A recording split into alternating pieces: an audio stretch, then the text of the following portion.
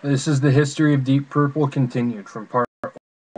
We left off in the summer of 1989 when Ian Gillan quit for a second time after continued tensions with Ritchie Blackmore reached a crescendo, and he decided to resign from the band.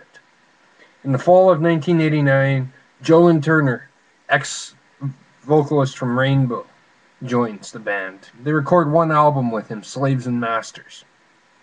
This is often considered to be one of the lesser Deep Purple albums, containing songs that really sound much more like Ritchie Blackmore's Rainbow than anything Deep Purple ever did. On August 24th, 1991, the band headlines the Brazilian stop of the Monsters of Rock tour at Mancara Stadium in Rio de Janeiro, Brazil, in front of 120,000 people. It's the largest gig they ever played. The show is broadcast all over South America via live radio feed, as well as broadcast live on Brazilian television. On September 28th, 1991, the band plays its first ever gig in Tel Aviv, Israel. Also the last time they have ever been there. At the conclusion of the Slaves and Masters tour, Joe Lynn Turner is sacked from the band due to poor vocal performance and causing confusion amongst the fans. In other words, the band sounded more like Rainbow than Deep Purple. In 1992, Ian Gillan decides to rejoin for the third and final time. He's apparently able to keep his loathing for Ritchie Blackmore to himself for a little while. Anyways, during that era, they record the album The Battle Rages On. During the tour for which, during the European tour, at the end of the tour, Ritchie Blackmore suddenly decides he's had enough of Deep Purple and quits for the second and final time.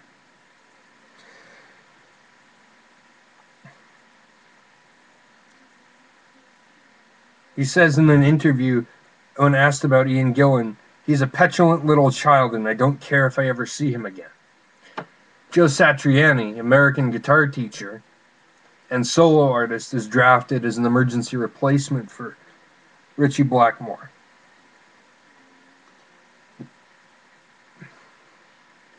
During 1994, the band tours the world, including playing nine shows in South Africa, the first shows they've ever played there.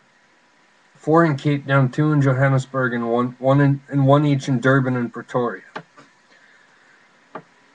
In early 1995, Ritchie Blackmore decides to resurrect Rainbow for one last album, Stranger in Us All. Then he folds Rainbow permanently so he can pursue other musical interests, which turned out to be him making medieval music that nobody really listens to per se, and as far as I can tell, the band was only formed because his wife wanted to sing. In the summer of '95, with new guitar player Steve Morse at the helm on stage with them, the band tours India for the first time, playing dates in Bombay, New Delhi, and Calcutta. During this first era with Steve Morse, the band records and releases the album Perpendicular, a live album called Live at the Olympia '96, and a video called Live in Bombay.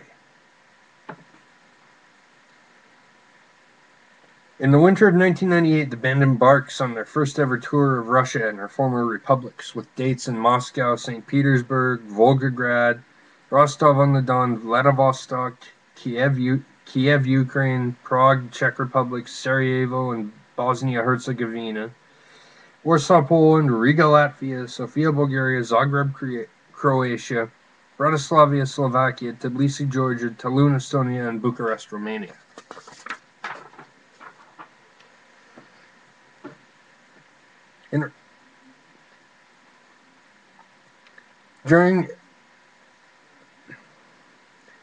On September 27th and 28th of 1999, to celebrate the 30th anniversary of the Gemini Suite recordings, The band plays 2 dates at London's Royal Albert Hall with the London Symphony Orchestra.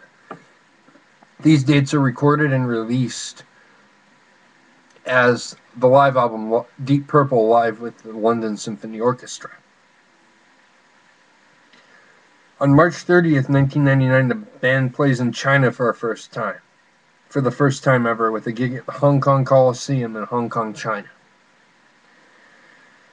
In April 1999, in the middle of the tour for the album for their 1998 release, Abandon, Deep Purple returns to Australia for the first time in 17 years, bringing with them special guests Jimmy Barnes and Ian Moss, each of whom guests on several songs at the end of each show. In the summer of 2002, Jon Lord injures his knee and steps aside for surgery and recovery. Don Airey, former member of Ozzy Osbourne's band and Whitesnake, and the keyboard player on several Judas Priest albums, joins as a temporary replacement while Jon Lord recovers. On September 19th, 2002, Jon Lord officially announces his permanent retirement from the band and plays one last show with the band on that date in Ipswich, England, at the Ipswich Regent Theatre. After that show, Don Airey officially becomes the keyboardist for the band. Era releases from that period include Bananas and Rapture of the Deep. On July 5th, 2005, Deep Purple takes part in the Live 8 series of concerts, appearing at the Toronto gig, playing 3 songs: Highway Star, Smoke on the Water, and Hush. In July 2006, the band plays the 40th anniversary of the Montreux Jazz Festival, making them the only band to play at 7 editions of this internationally recognized festival, with festival founder Claude Nobbs guesting on vocals during the final encores of Hush and Black Star, and guitar legend Carlos Santana guesting during Smoke on the Water. As you can see from this history of Deep Purple, there's a long history. It's sometimes very confusing, and it branches out into many different places and touches many different bands. This has been the history of Deep Purple, and thank you for watching.